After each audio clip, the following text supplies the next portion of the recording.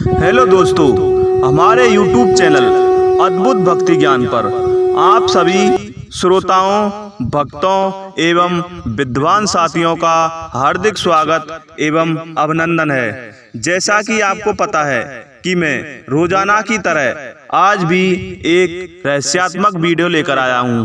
अगर आपने हमारे इस चैनल को सब्सक्राइब नहीं किया है तो कृपया सब्सक्राइब कर दें।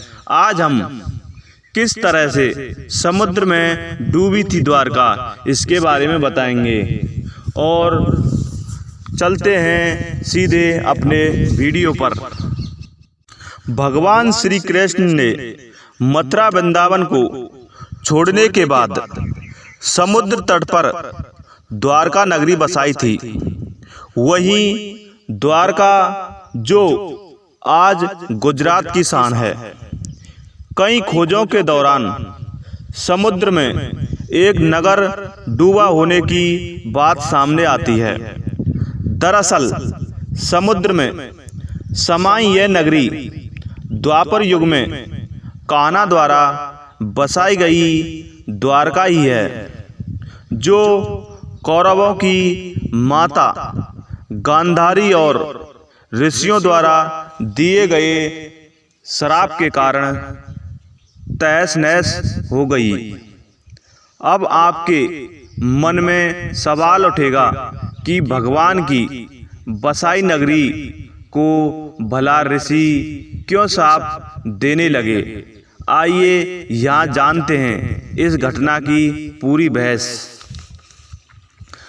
महाभारत के युद्ध में पांडवों की विजय हुई।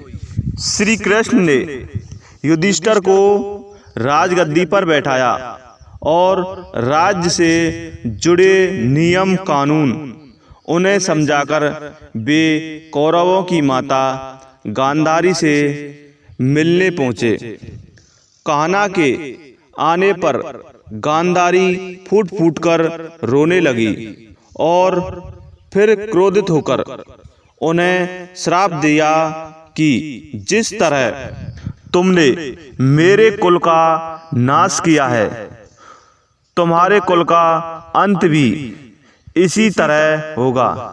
श्री कृष्ण साक्षात भगवान थे, चाहते तो इस श्राप को निष्फल कर सकते थे, लेकिन उन्होंने मानव रूप के लिए अपने जन्म का मान रखा और गांधारी को प्रणाम करके वहां से चले गए। श्री कृष्ण के पुत्र साहब अपने मित्रों के साथ हंसी ठिठोली कर रहे थे। उस समय महर्षि विश्वामित्र और कंड ऋषि ने द्वारका में प्रवेश किया। जब साहब के नवयुग मित्रों की दृष्टि इन महान ऋषियों पर पड़ी तो वे इस पुण्य आत्माओं का अपमान कर बैठे। इन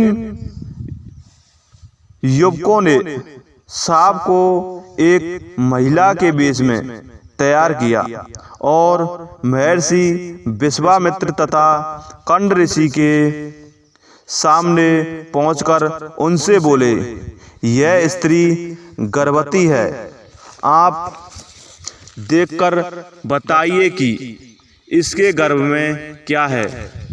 दोनों ही ऋषि युवकों के इस प्रयास से अत्यंत क्रोधित हुए और उन्होंने कहा कि इसके गर्भ से एक मूसल उत्पन्न होगा, जिससे तुम जैसे दुष्ट, असभ्य और क्रूर लोग अपने आप समस्त कुल का नाश कर लेंगे।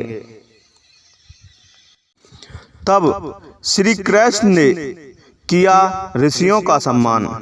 इस घटना का पता श्री कृष्ण को चला तो उन्होंने कहा, यह ऋषियों की वाणी है, व्यर्थ नहीं जाएगी। और अगले ही दिन श्राप ने एक मूसल उत्पन्न किया।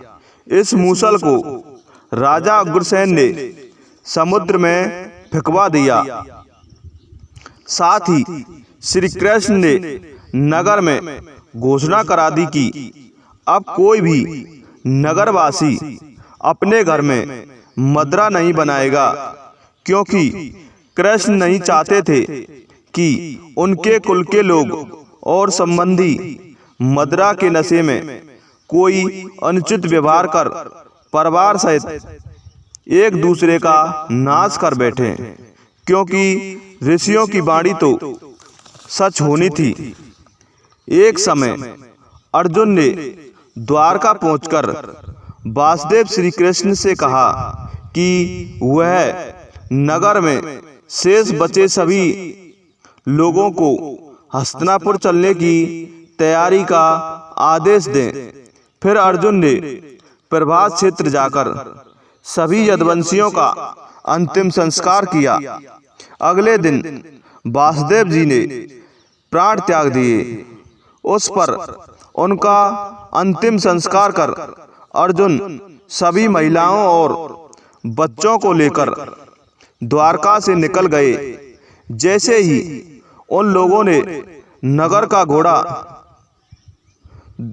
द्वारका का राजमहल और नगरी समुद्र में समा गए, उसी नगरी के पिलर और अवशेषों के बारे में समुद्र से जुड़ी अलग अलग रिसर्च के द्वारा जानकारी मिलती रहती है।